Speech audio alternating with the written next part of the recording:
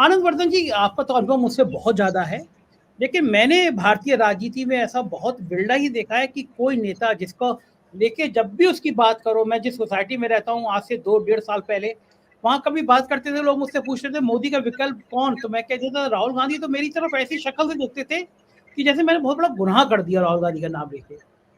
क्या अब वो एक व्यक्ति इतना बड़ा नेता हो गया है कि मोदी से दोगुनी भीड़ उसकी रैलियों में आ रही है। बीजेपी परेशान है कि वो जो एक चेहरा जो प्रधान का चुनाव जिताता था, जिला पंचायत का चुनाव जिताता था, विधायक का चुनाव जिताता था, सांसद का चुनाव चलाता, एक अकेला सब पर भारी जो नारा लगाता था, अब वो बेचारा परेशान है क्योंकि भीड़ राहुल की तरफ ज्यादा है। क्या कारण, क्या लगता है आनंद जी, मूल कारण क्या है इस बात का?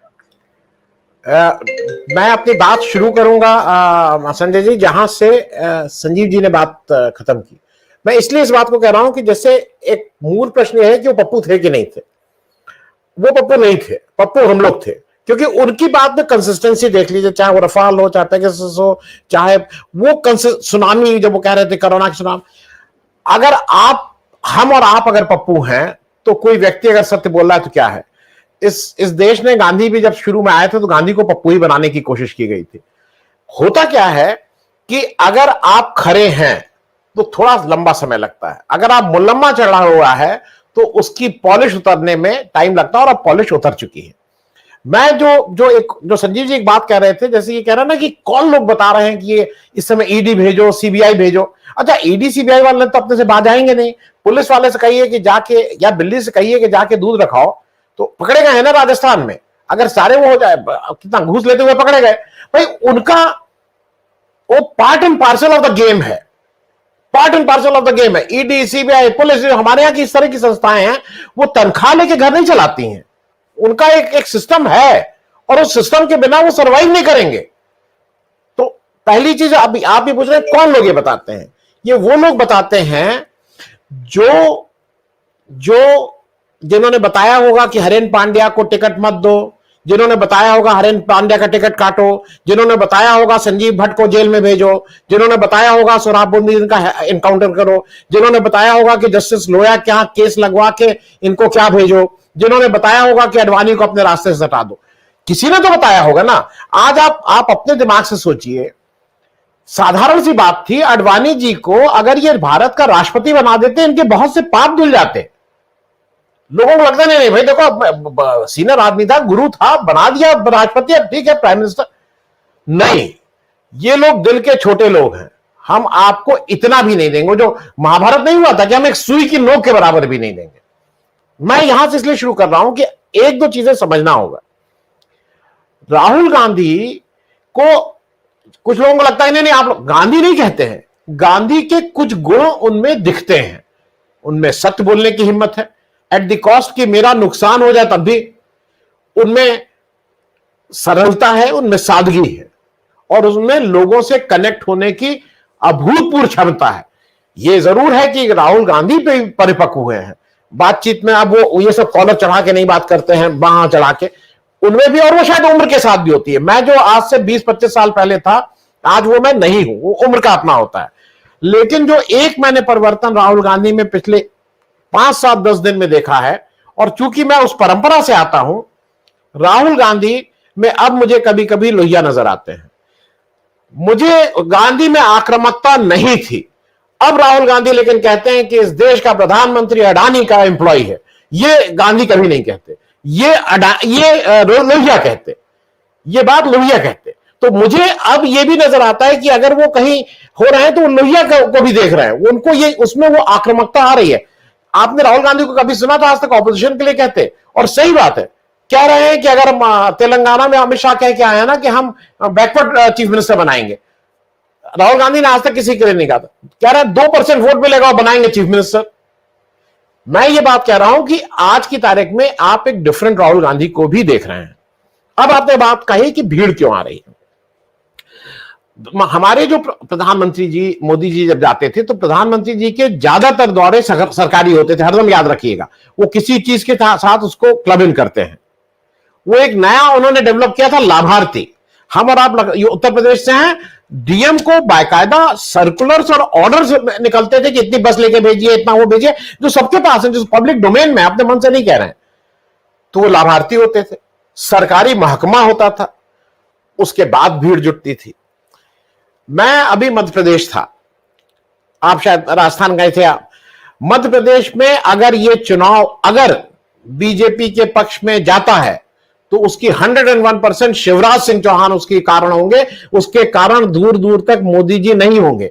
और अगर शिवराज सिंह चौहान जीत रहे हैं तो मोदी जी का, जैसे अडवाणी जी को उन्होंने हटाया था, इस मोदी जी की पूरी प्रण वो होगा कि शिवराज सिंह चौहान को चुनाव हराओ। और उसका कारण यह है कि शिवराज सिंह चौहान इसके बाद फिर चैलेंज करने की स्थिति में हो जाएंगे।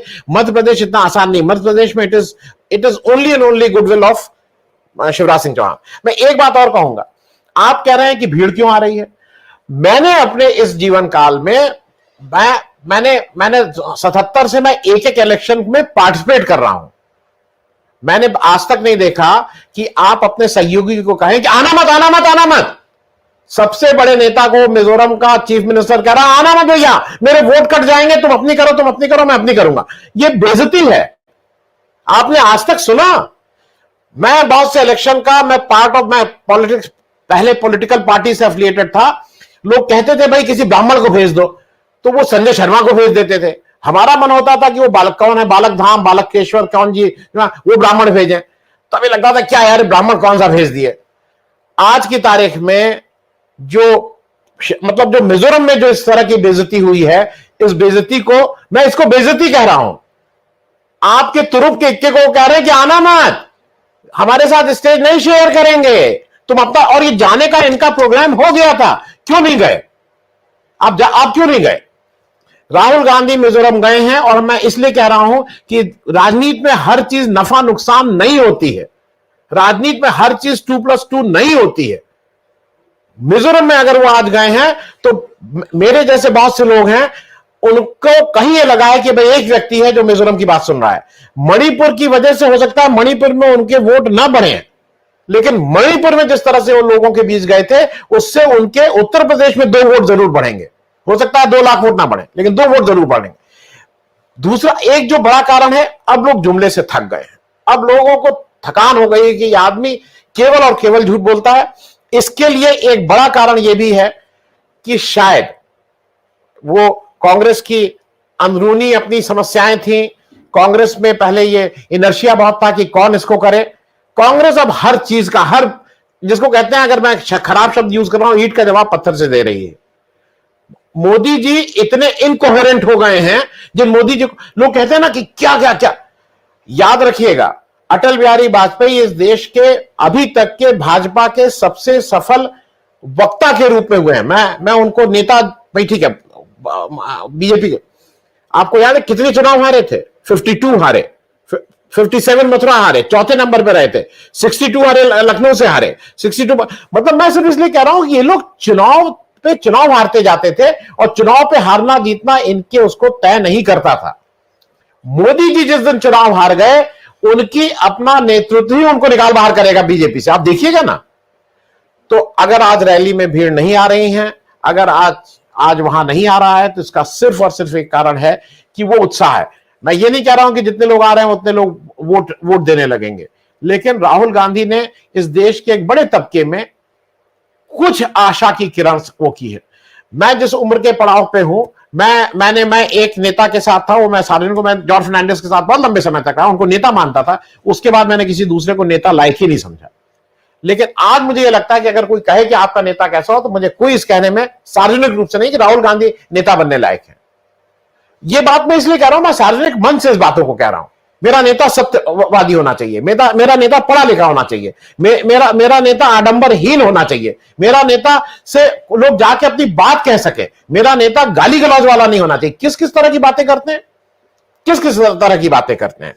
तो मुझे ऐसा लगता है कि मोदी जी अगर अभी भी समय है, अभी भी सामने आए, ये महंगे कपड़े चेंज करने का शौक बदले, पुरानी हाफ जो कुर्ती पहनते थे उस कुर्ती में आए, तो मोदी जी का भला होगा। लोगों को लगेगा, जिसको कहते हैं ना सुबह का बुला शाम को आ गया है। लेकिन वो अभी भी दिन में मैं ये क्या अंतिम बात क्या खत्म करूंगा, मुझे हरदम दुख होता है कि एक आदमी अगर 4-4 6-6 बार कपड़े बदल रहा है, और वो भी कपड़े कौन सा, इधर कौन सी पेन, लाल तो पीली वो टाई तो नीली टोपी, कितना टाइम लगता होगा आप खुद सोचिए। वो मतलब 4-5 कपड़े बदलने में एक देश के शीर्ष नेतृत्व जिसका एक एक मिनट कीमती है, वो इस देश के टाइम पे वो इस देश के कपड़े बदल रहा है भाई, at the cost of this nation. और लोग शायद इसको अब धीरे धीरे पहचान गए।